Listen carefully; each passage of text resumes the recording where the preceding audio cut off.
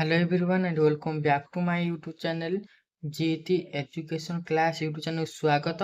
तो ये वीडियो में डिस्कशन करिए तुमर उच्च माध्यमिक शिक्षा परिषद ओडिशा बा तो council of high secondary education Odisha रो तो आसी प्लस टू। ओके तो प्लस टू रिजल्ट केबे कौन बाहरियो ये वीडियो तुम जानि परिबो। तो वीडियो फास्ट लाइक वाच करंतु जो पे चैनल नुआ चैनल तो सब्सक्राइब कर दंतु पाखरे बेल आइकन टू ऑल प्रेस लोग तम जार नुआ नुआ वीडियो अपलोड कर नोटिफिकेशन पहुंच परिबो। तो आसी तुम जरूरी सूचना बा नोटिस आइछि केबे कौन डेट पारिबो तो एई वीडियो तुम संपूर्ण जानि परिबो।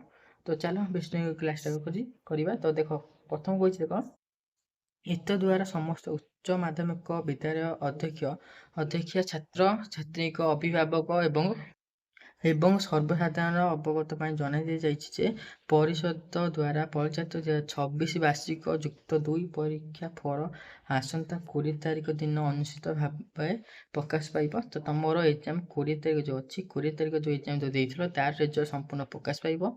तो कहछि माननीय विद्यालय गणशिक्षा मंत्री श्री नित्यानंद गंटी ओके सूचना अनुसार 40 वर्ष प्रथम थर समस्त विभाग रिजल्ट एके संगे प्रकाश करने को परिषद पक्षर समस्त प्रस्तुति सूचना पर्यायर पहुंची। तो देखा पहुंची। तो मुख्य विषय वस्तु कौन देछि ना फल प्रकाश तारीख केते प्लान ना 2026 जो अच्छे मे मास 20 तारिख तुम प्रकाश पाइब।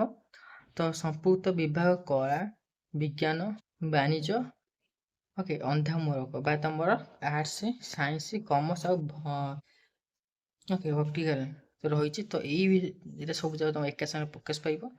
तो परीक्षा फल देखा प्रक्रिया तो कौन देख तुम पे ना देखिए तो ओडिशा सरकार ऑफिशियल प्लेटफॉर्म जहाँ रही ओडिशा रिजल्ट एनआईसी इन किंबा सीएससी ओडिशा एनआईसी इन को जातु मुख्य पृष्ठ थी निज संभूत विभाग arts science commerce vertical stream link okay. तो कौन कही ना लिंक उपयुक्त क्लिक करतु। तो 3 निजर प्रकाश पत्र आडमिट कार्ड थी रोल नंबर रजिस्ट्रेशन नंबर प्रवेश को करातु।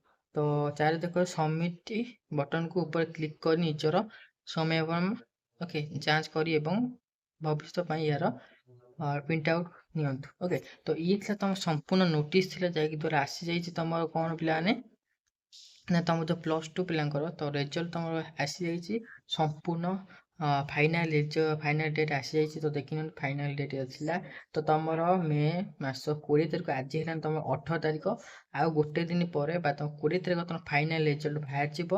तो आशा करी आप समस्त एग्जाम बहुत भल। तो मुझे ये समय तो आप हेल्प कर।